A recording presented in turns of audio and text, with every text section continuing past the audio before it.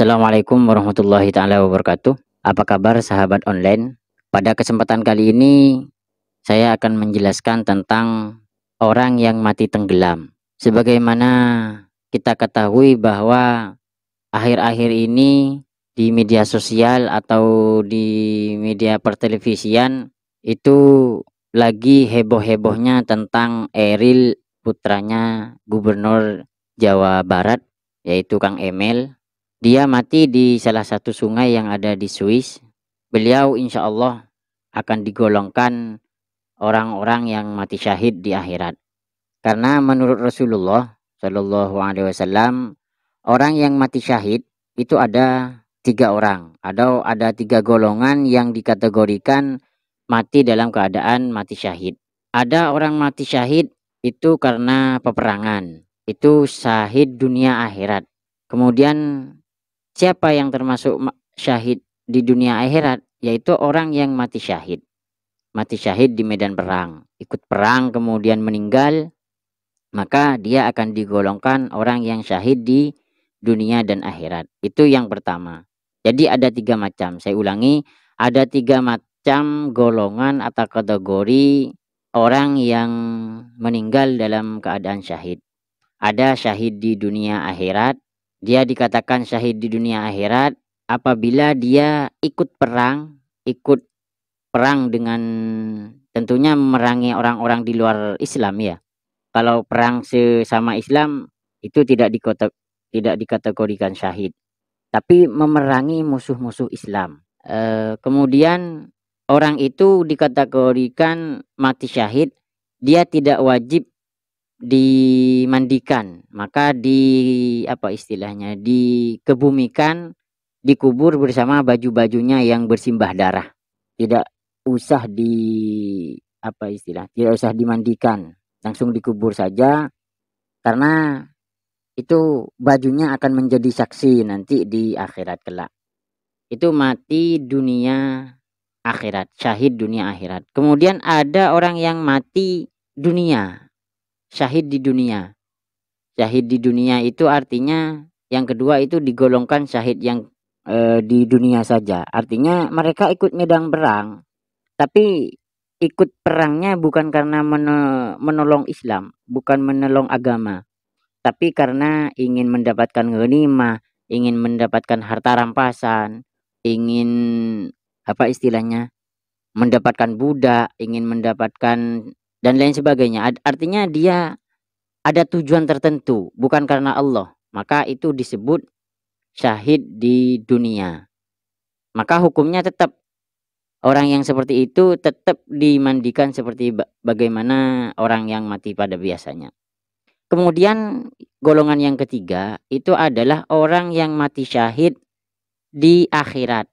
Orang yang mati syahid di akhirat itu ada beberapa macam. Digolongkan lagi ada beberapa macam. Yang jelas orang yang mati syahid di kategori akhirat ini hukumnya sama seperti orang-orang yang mati atau yang meninggal, seperti orang yang meninggal pada umumnya. Ya dimandikan, kemudian setelah dimandikan ya seperti biasa seperti pada mengurus jenazah pada umumnya. Ketika seseorang mati syahid dalam keadaan syahid akhirat, maka tidak usah artinya tetap dimandikan seperti mayat atau jenazah pada umumnya. Kemudian siapa yang meninggal dalam keadaan syahid akhirat ini? Rasulullah bersabda, orang yang meninggal di jalan Allah. Siapa? Seperti para kiai, para ulama, para mubaligh, itu kan li'ila'i kalimatillah, berdakwah. Orang yang berdakwah di jalan Allah itu akan dikategorikan syahid. Orang yang mengajar ngaji, orang yang belajar, itu kan meninggal di jalan Allah. Artinya dia dalam posisi sedang mencari ilmu, sedang mengajar, sedang ta'allum, itu akan dikategorikan syahid akhirat. Kemudian orang yang terkena wabah. Wabah itu macam-macam. Bisa dikatakan orang yang terkena penyakit, boleh bisa jadi seperti itu. Wabah misalkan seperti dulu ada wabah taun, kemudian akhir-akhir ini yang sudah alhamdulillah mulai mereda, itu ada wabah corona. Jadi orang yang terkena corona itu syahidnya syahid akhirat, syahid akhirat. Jadi tetap dimandikan, dimandikan sebagaimana jenazah pada umumnya. Kemudian mati syahid juga dikategorikan akhirat itu orang yang mati atau meninggal karena sakit perut. Baik baik itu sakit karena diguna-guna atau sakit karena memang sakit lambung yang sekarang lagi marak. Sakit lambung itu kan berhubungan dengan perut.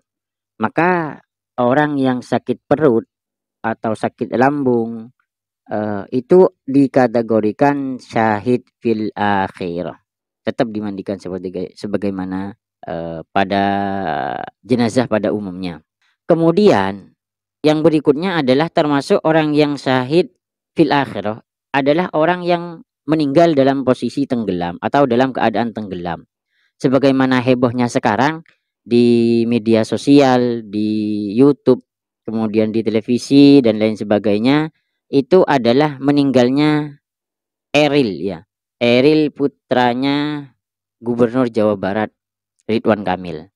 Eril ini insya Allah akan dikategorikan mati syahid fil akhirah. Karena apalagi beberapa orang menyebutkan bahwa jenazahnya masih utuh.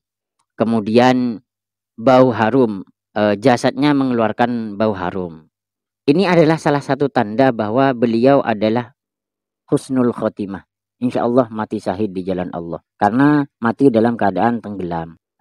Saya kira demikian beberapa kategori orang yang dikatakan mati syahid, baik syahid fid dunya wal akhirah, ataupun syahid fil akhirah saja. Saya kira seperti itu.